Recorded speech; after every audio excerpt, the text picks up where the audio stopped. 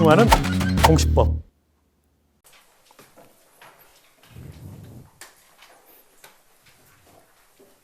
자, 봅시다. 우리가 말소등기부터 했잖아요. 자, 말소등기 이해관계된 3자란 손해 입을 우려가 있다라는 것이 형식적으로 인정되는 자, 맞는 거죠. 다음에 말소등기 할 때 이해관계된 3자가 있으면 3자 승낙 필요하다, 맞는 거죠. 근데 여러분, 이것을 만약에 권리의 변경 등기라고 바꿨다고 쳐봐요. 권리의 변경 등기를 신청할 경우에 그 등기에 대하여 이해관계 3자가 있다면 승낙서 필요하다, 이러면 틀리죠, 그죠? 그때는 승낙서 있으면 부기등기하고 없으면 주등기하면 되기 때문에 이때 권리 변경 등기 할 때는 승낙서 꼭 있어야 되는 것은 아닙니다. 다만 말소등기 할 때는 이해관계 있을 때 승낙서 없으면 각하되는 거니까 필요하다, 이렇게 되는 거예요. 다음, 토지에 대해서 저당권 말소등기 할 때 그 토지에 대한 지상권자는 이해관계에 있는 3자에 해당한다라고 했는데 어때요? 틀렸죠. 자, 보십시다. 소유권을 이제 A가 갖고 있다고 치고 여기에 저당권이 있단 말이에요. 저당권 B한테 있고 그 다음에 지상권이 있어. 지상권이 있습니다. C한테. 그럼 여기서 지금 저당권 등기 말소한다 그랬잖아요. 그럼 저당권 등기 이거 말소를 누구랑 누가 해주세요라고 신청합니까? A랑 B. 그러면 이때 C 입장에서 본다면은 좋아지죠. 그러니까 이해관계 된다 안 된다? 안 된다. 근데 만약에 반대로 지상권자가 선순위 권리자고 이수 후순위에다가 저당권이 있다고 쳐봐요. 이렇게 이때 저당권 말소를 A하고 D가 할 거잖아요. 그때 지상권자 입장에서 본다면 어떻습니까? 상관이 없어. 그러니까 어떤 경우든 간에 저당권 등기 말소할 때 지상권자가 이해관계 될 일은 없는 거예요. 아예 상관이 없거나 이익이 되거나 그러니까. 알겠죠? 그래서 이해관계인이 아니다. X.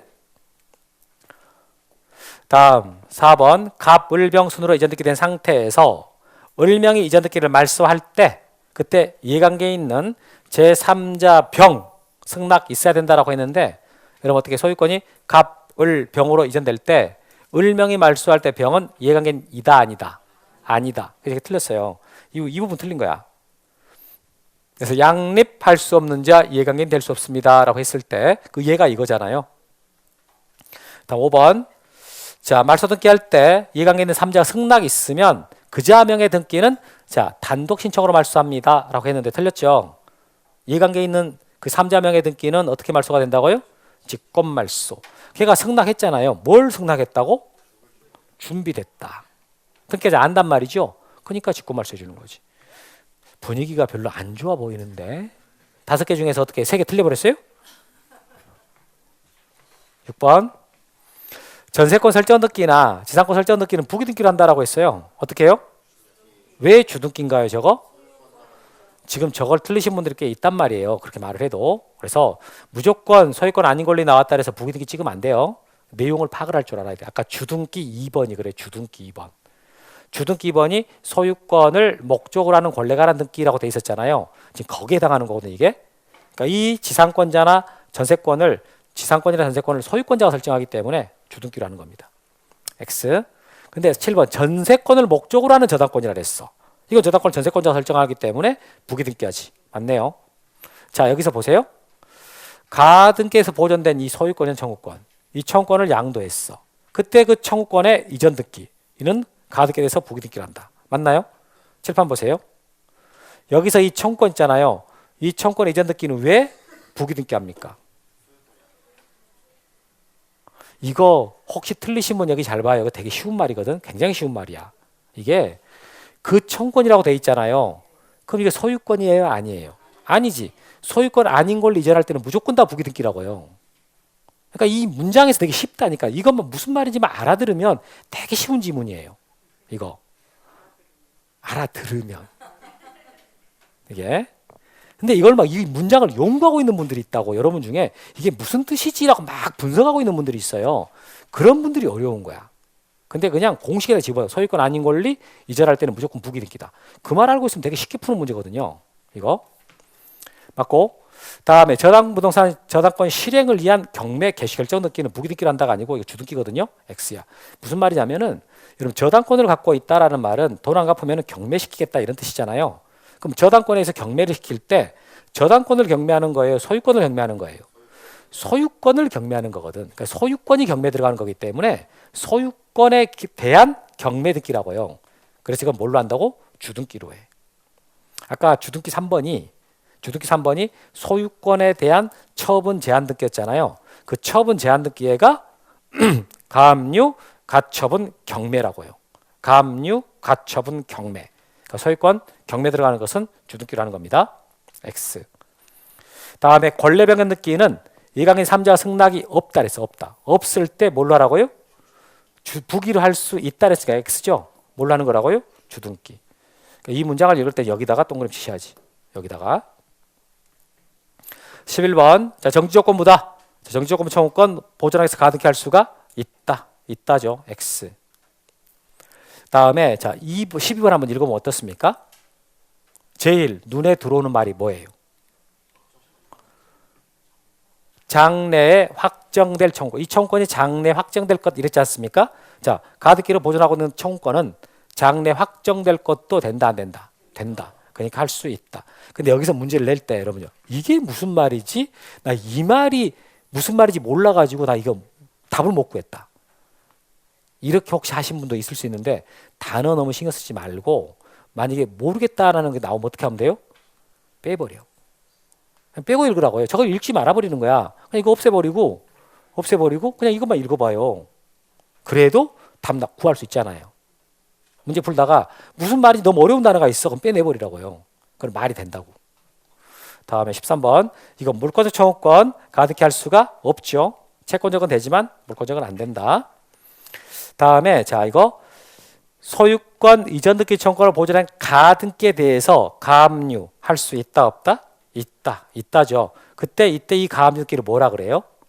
가등기상 권리를 목적으로 하는 가압류라고 표현을 해. 가등기상 권리를 목적으로 하는 가압류 또는 가등기상 권리에 대한 가압류 등기 이렇게 표현한다고. 다음에 자 가등기를 위반하는 법원의 가처분 명령이 있으면 이때 법원의 촉탁에 따라 등기하게 됩니까? 틀렸죠? 어떻게 해결하는 겁니까? 이것은 가가단 가등기 가처분 명령이 있으면 어떻게 하는 거라고요? 단독 신청. 근데 왜 이렇게 자꾸 촉탁으로 꼬신다고요? 처가촉 처분금지 가처분이 촉탁이니까 처분이 가처분이 촉탁이라 이렇게 꼬시는 거예요. 그래서 꼭 두 개 기억을 하고 이런 식으로 문제를 틀리게 된다. 다음에 16번 가등기 명의인은 단독으로 가등기 말소 신청할 수가 있습니다. 맞는 거죠? 맞고. 다음에 가등기 의무자는 가등기 명의 승낙 받아가지고 단독으로 가등기 말소 신청할 수가 있습니다. 그래서 막 잠깐만요. 이게 X. 이거 틀렸죠? 이거 맞는 거죠, 그죠? 가등기 명의는 단독으로 가등기 말소 신청할 수가 있다. 맞는 거예요? X가 아니라 O.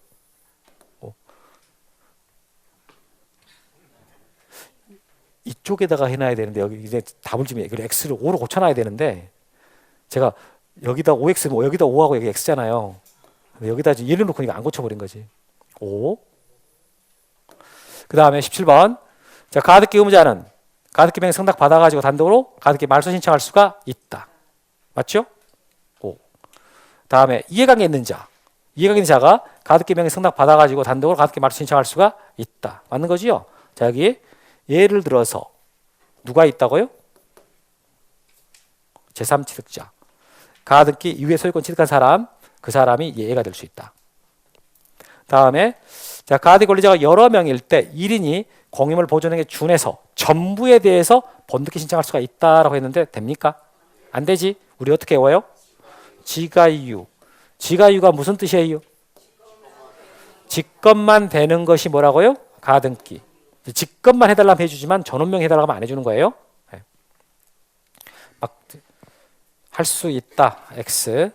전원명 해달라면 안 해준다. 다음에 20번. 이게 뭘 묻고 있습니까? 그때 그 사람.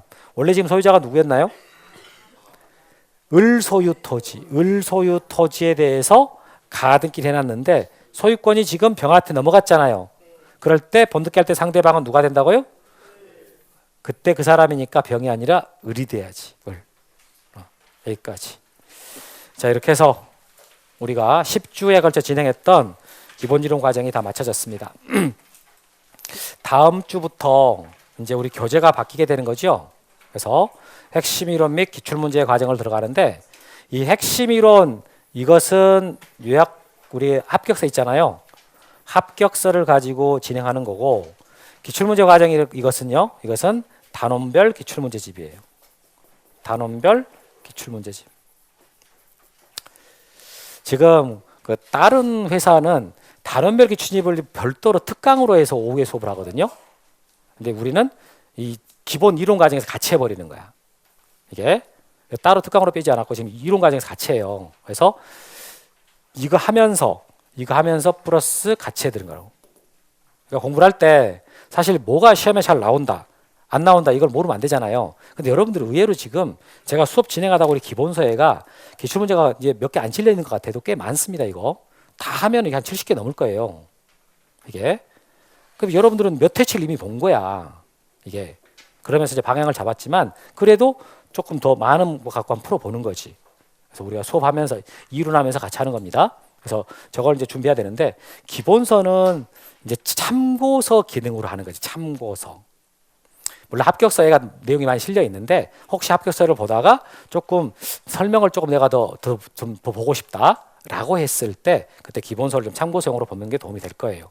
근데 이제 시험장 갈 때까지 여러분들이 뭘 가져갈 거냐라고 했을 때는요, 이게 얇은 책이 좋습니다. 얇고 많이 볼 수 있는 책. 그래서 공부를 할 때요, 여러분들 한 뭐 좀 자세히 나온 책을요, 뭐 한 달에 걸쳐 갖고 꼼꼼히 봤다라는 거 있잖아요. 그건 우리 시험하고는 전혀 안 맞는 거예요. 공인중개사 시험은 절대 그렇게 공부하면 안 돼. 조금 얇은 책이라도요, 반복해서 계속 봐가지고 내가 거기서 나오는 걸 틀리지 않겠다라고 그런 마음으로 공부하는 게 훨씬 더 유리한 거예요. 근데 공부를 그렇게 안 한 분들이 있거든. 꼼꼼하게 한다고 그냥 두꺼운 책을 다 봐버리는 분들이 있어. 절대 안 좋고, 그리고 혹시 공부하는 방법 물어보는 것 중에 법령을 읽어봐야 되냐 물어보는 분들이 있거든요. 법령? 저는 추천하지 않습니다. 법령집이 우리 시험에 나오는 것만 있는 게 아니라 안 나온 것도 많거든요. 제가 그 가르쳤던 학생 중에 되게 오래됐어. 2차만 한 학생, 2차만 한 학생이었는데, 등기법 공부할 때, 지적법 공부할 때 법령을 싹 다 읽었대요. 싹 다 읽었대. 저도 다 안 읽어봐. 아니 필요한 게 있고 필요 없는 게 많이 있거든. 거기 되게 많아요. 특히 등기법 같은 경우는 양이 되게 많아. 근데 그걸 다 읽었다라는 거야. 정말 근데 그분 됐겠어요? 다음에 또 왔어. 다음에 또 와가지고 선생님, 제가 몰랐지 처음에 그렇게 공부했는지를. 그 다음에 와가지고 선생님 제가 사실 공부 이렇게 했어요. 한숨이 확 나오더라고. 그렇게 하지 말라고 그렇게 말한단 말이에요. 그러니까 그런 식으로 하지 말고, 그러니까 이런 욕심 부리지 말고 교실에서 하는 거 있죠. 교실에서 하는 거 이것도 많아 사실은. 어떤 것들은 미안해서 안 하고 싶은 것도 있어. 근데 막 책에 있고 그러니까 어쩌다 한번 나온 것들이 있는데 아예 안 해버리면 질문 들어와요. 그래서 한다고. 그럴 때 제가 말을 하잖아. 이거 안 중요하다고. 잘 안 나온다고. 근데 그런 것을 꼭 막 집중적으로 하는 분들이 꼭 있거든요. 그럴 때는 제껴야 되는 거거든. 본인 점수가 이제 그런 분들은 처음 공부하시는 분들은 그렇게 안 합니다. 2번, 3번 보신 분들이 공부를 그렇게 해요. 근데 본인 점수가 70점이 넘지 않았잖아. 전년도에 시험에서. 절대 하면 안 돼요. 그런 것은. 그러니까 만약에 작년에 시험을 봤는데 점수가 안 됐어. 점수가 생각보다 덜 나왔어요. 그러면 공부를 많이 하면 안 돼. 그냥 교실 안에 하는 거 있죠. 잘 나온다라는 거 반복해서 절대 거기서 안 틀려야 돼요. 그러면 점수가 65점 반드시 넘거든. 근데 공부를 반대로 해요. 기간이 길다고 맨날 알아듣는 내가 들어오면 다 아는 것 같다지 아는 게 아니거든. 그러니까 아는 것 같은 것들이 나왔을 때 확실히 애우고 있는 날을 봐봐야 돼요. 그럼 애우고 있을 때 그 점수로 반영이 되는 것이지, 막연하게 알고 있잖아요. 들어본 것 같은데 그럼 점수 반영 안 돼.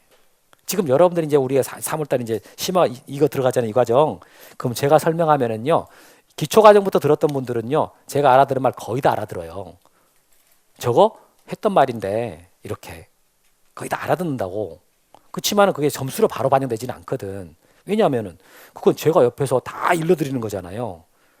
여러분 운전할 때 처음에 차 안 배웠을 때요, 운전하는 사람들 옆에 보고 있으면은 운전이 엄청 어려워 보이던가요? 별것도 아닌 것 같은가요?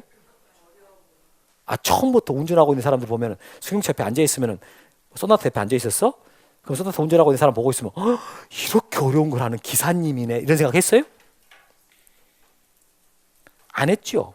좀 가만히 있어도 차가 나가는 것 같은데? 이랬잖아요. 그게 여러분들이 앉아 계실 때는 듣고 있을 때는 그런 느낌이 약간 있어요. 근데 문제를 풀어보면은 본인이 직접 하는 거잖아요. 그럼 달라져. 달라진다고 적용을 해봐야 되니까. 그래서 처음에 들을 때는 쉽게 느껴지거든요. 근데 문제를 풀어보시면 이게 아니구나라고 알게 됩니다. 그래서 이제 우리 11월 달에 처음 와가지고 제가 말해드리면 처음에 되게 쉽게 말하잖아요. 근데 그분들이 이제 온다고 중간에 연말에 쉬었다가 이제 안 와버렸어요. 쉬니까 좋거든. 뭐 가봐야 별것도 어려운 것도 없던데 하고 안 한다고. 그다음 기본 과정 안 들어버리고 그러고 이제 3월달에 딱 온단 말이에요. 그러면 깜짝 놀래. 일단 스피드가 좀 있거든. 왜냐하면 우리가 이제 문제를 풀어야 돼요. 그러니까 이론만 설명하고 끝내는 게 아니라 문제까지 풀다 보니까 이게 할 양이 늘어난 거야. 시간은 딱 똑같은데.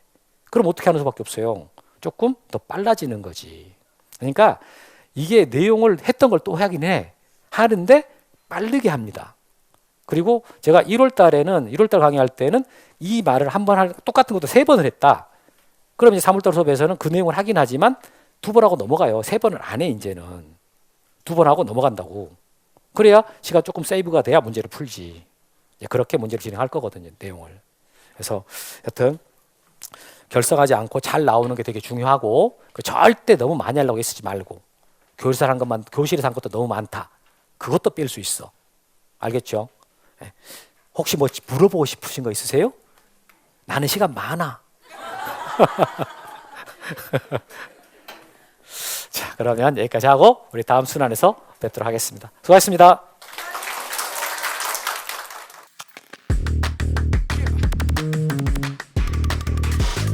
적중하는 공식법.